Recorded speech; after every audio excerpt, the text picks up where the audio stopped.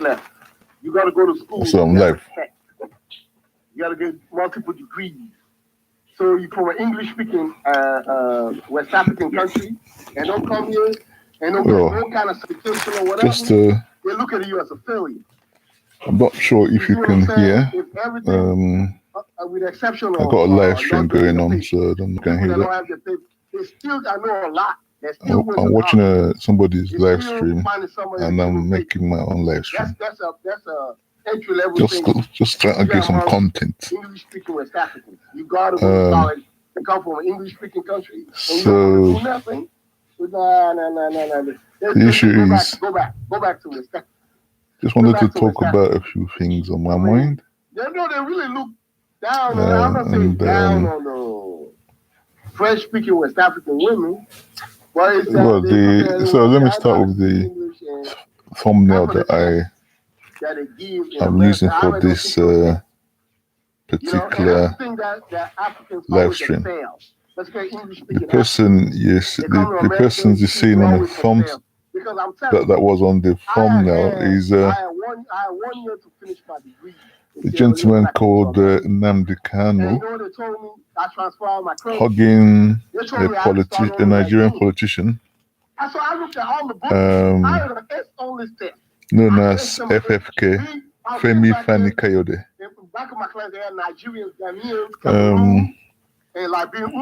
who's just a member of the ruling party of Nigeria. West Africans already know everything before what's really I want to say is that what's happening in Nigeria now, especially in the southeast, where I am from, the Igbos, is that this gentleman, Nnamdi Kanu, the one with the white shirts, color shirt type of thing, I believe, is agitating for Biafra. He wants to create a breakaway from Nigeria, and he's going about this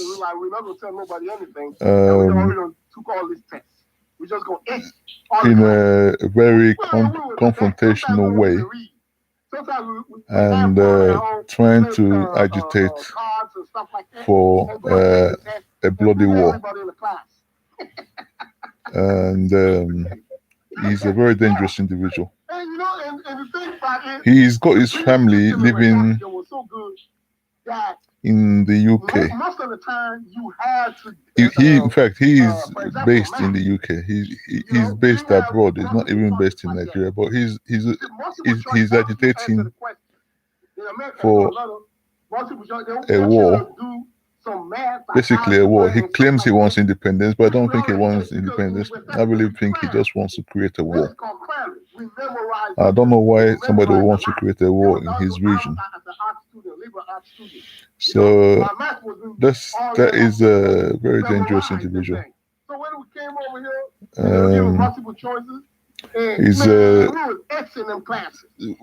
We don't know who's funding him.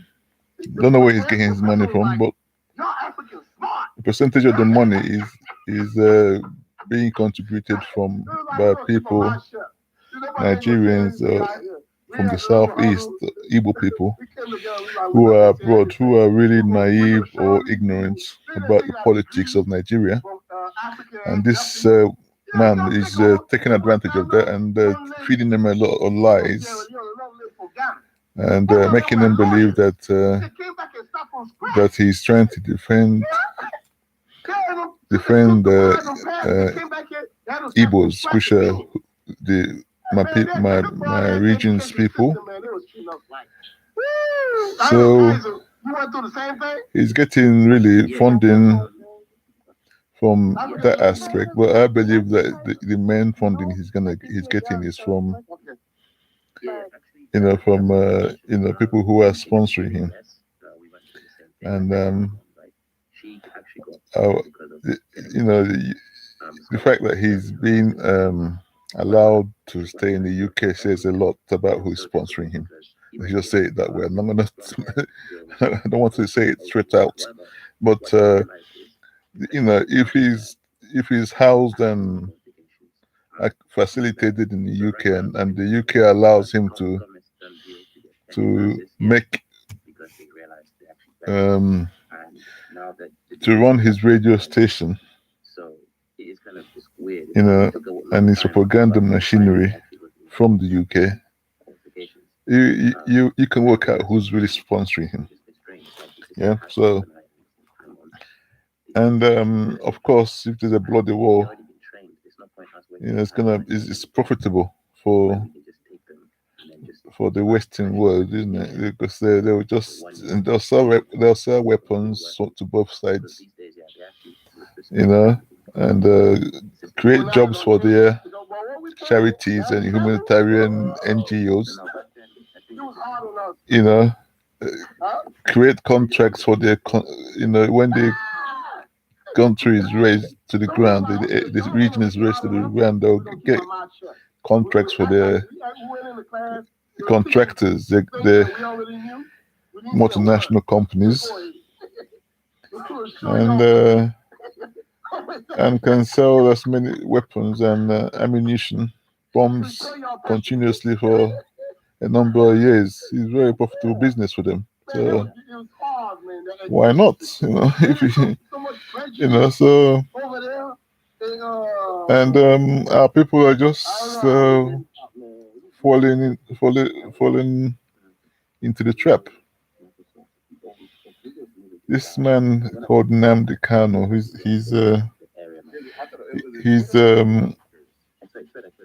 he's taken advantage of a previous civil war that Nigeria had between the Igbos, which is my region, and the rest of Nigeria in 1967, between 1967 and 1970. A breakaway war, which lasted for 3 years, starting from 1967, and the breakaway independent country that we were in was called Biafra. So he's linked his thing back, his narrative into that, and now and formed what he calls an organization. But this organization is not registered in Nigeria, by the way. He's formed an organization called the Indigenous People of Biafra, IPOB, IPOB, and which stands for Indigenous People of Biafra. But he's just we know he's got a secret agenda. He's working for outside external forces who are not even Nigerians. People who control the world. He's working for those. He has no intention of bringing anything positive for bloodshed. Unfortunately, I need to expose him, and that's the truth. That's what's going on. Well, I just realized this is the first time really I'm doing live streaming for some time. I just realized I had one visitor, but nobody commented. So that's the situation. That's the situation that we have in Nigeria. So what I'm saying is that don't be surprised. Don't be surprised if within the next, let me just be conservative. Let's say within the next 6 months, that we don't have a big bloodshed in Nigeria, and that it's all going to be down to this man. He's started to to form a military wing and started killing peaceful policemen in our region. Kidnapping has gone up, so it's probably his doing. His wing, his form that are not out in the open. They're all hiding in the bush. The Nigerian government declared him a terrorist. Declared him a wanted man. He's a fugitive, and also his organization is a terrorist organization in Nigeria. It's proscribed. So that's the situation with IPOB. If you want to discuss that, come online. Come online. Yes, and discuss IPOB. It's too much emphasis, The other, but this is the thing right here. if you can hear the stream that's going on in the background, it's a stream that I was on earlier. That's the other thing I want to talk about. We got into a bit of a debate on slavery, the slave trade. Now, the slave trade is something that there's been a lot of misinformation about, miseducation, and a lot of lies. We don't really know. We don't have a history. We don't have our own history written down. We don't have our own history written down. So we cannot then start believing history that somebody else has written for us. That is as daft a thing to do as I can think of. Because you don't have a history doesn't mean you're gonna believe a history somebody's written for you. Especially if it's a negative, it's negative. Why would you believe something negative about yourself? No, don't you believe you should know yourself. You should be able to question if something is negative and you know that you're not like that. Why wouldn't you question it? Because he just came from America and he's a lawyer. They have. You can't. To me, I would rather not have. I would rather say that I don't have. I don't know my history than to accept the history written by somebody that's not me. I cannot accept the history that doesn't. I will have to work it out myself. Then someone feed me what I should know about myself when it's not coming from me or my ancestors. If my ancestors had written a history book that we can recognize that was written before the time of the arrival of the colonizers,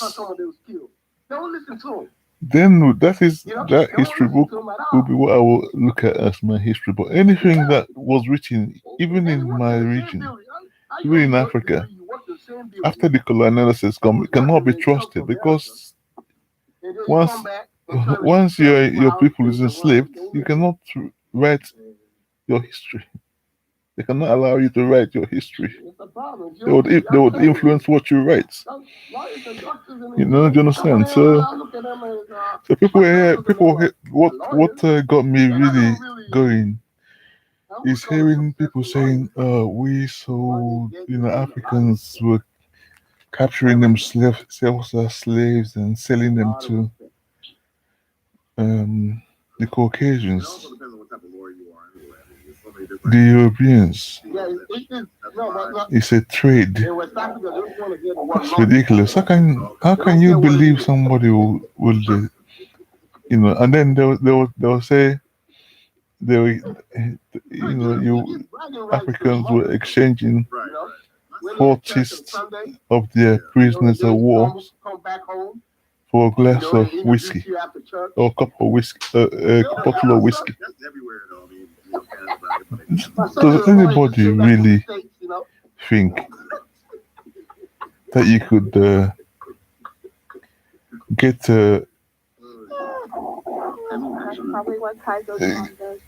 you could get a situation where is a chief or a king who has subjects, who has advisors, who has a cabinet of chiefs, who has a military, the command generals, who strategize for war, can make such a foolish deal that as to think 40 human beings is worth a glass, a bottle of whiskey.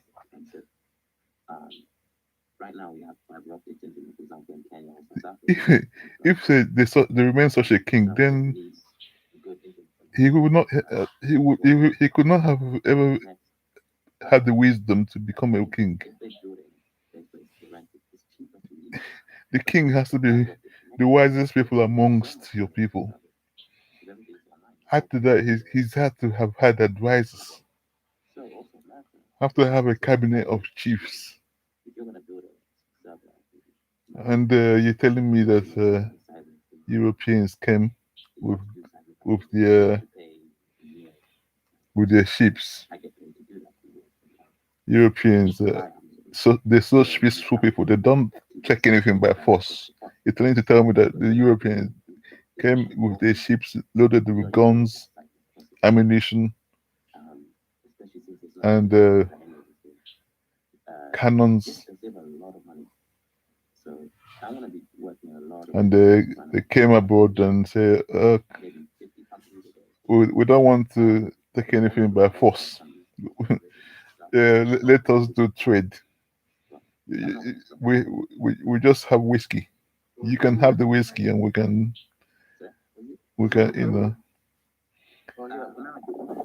No, I don't think so.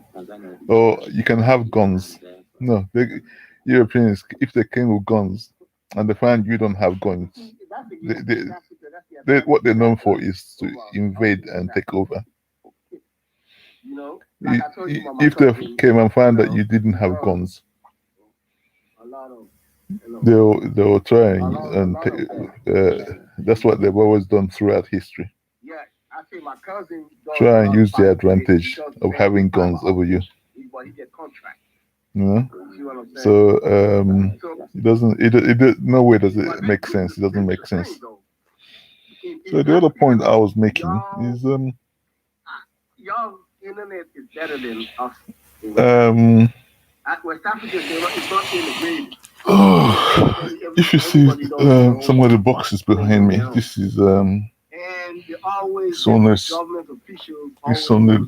the bed at the moment, but I've been ordering a lot of stuff from that's the problem. You see, like East Africa, I'm sure online, and because we have to prepare ourselves for what's coming. There is a coming time when there's gonna be a apocalypse of some sort. Something's got to give. Something's got to give. Anyway, let me just remind you, if you're on here, let me just remind you. Let me write something into the stream, into the message box. It's gonna be just to remind everybody to subscribe. Rutile, Okay. all them things like that. Okay. Subscribe But this and this comment the problem with the politicians in West Africa compared and to Africa. West African and like. politicians, they come in, like East Africa, that internet you have, that is a very good internet. Okay. West African politicians don't think that way. They think So, that who is going to give them the biggest. So what I was saying is that with this lie that's told, because you see the thing is, nobody ever thinks, where does it, okay, since Africans didn't write their own history, and you choose now to believe the history that you're reading, who wrote the history that you're reading? Who wrote the history you're believing? Who wrote it? Was it not European historians? So now you're telling me that you think it's a sensible thing to do, to believe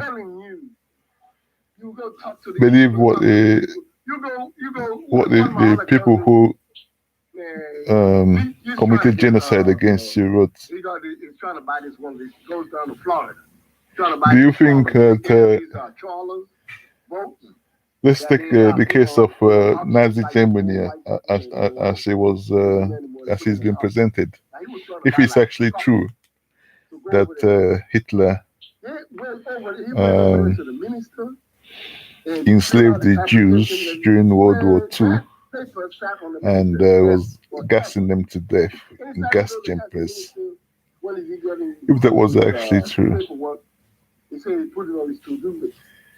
do you think that if Hitler had won the war,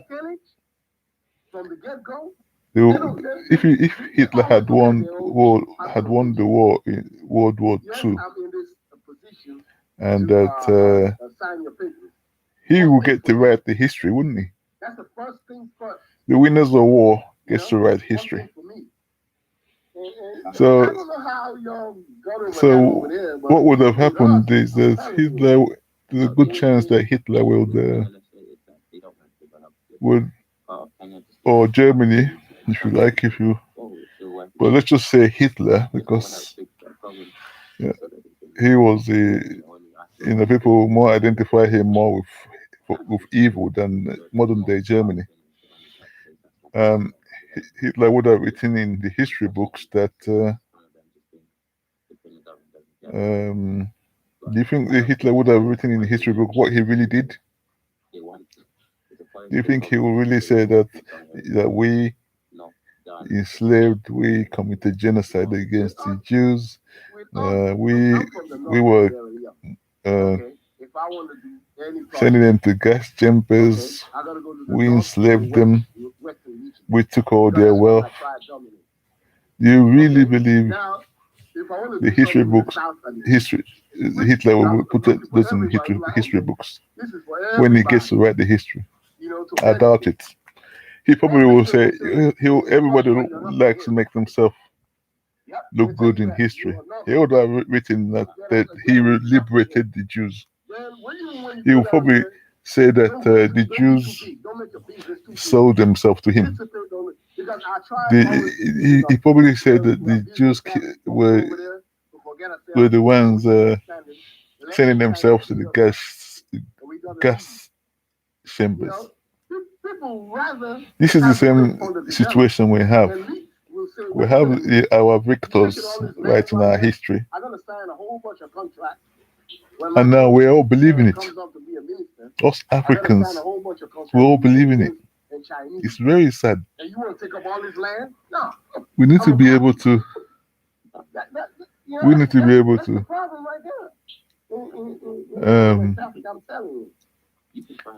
To analyze things and reason things logically without independently of information that we have. We need to be able to question information that we get.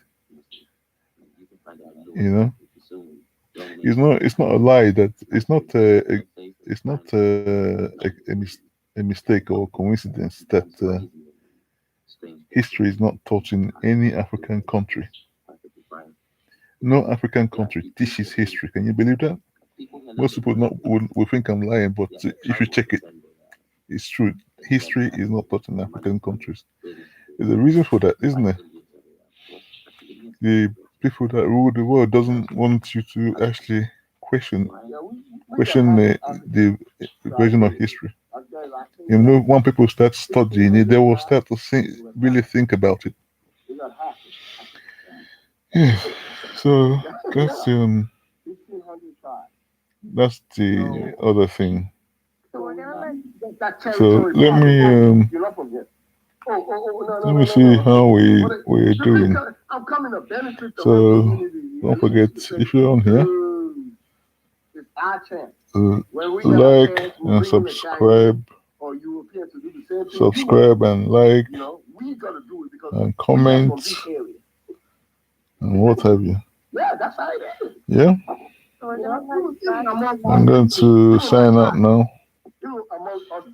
And I might do another one. Okay, yes, we all teammates. But hey, bro, don't take too much, man. You're taking too much. Other people gotta take have their own share too. Like, subscribe, and comment. You know, anything you want to do, you want like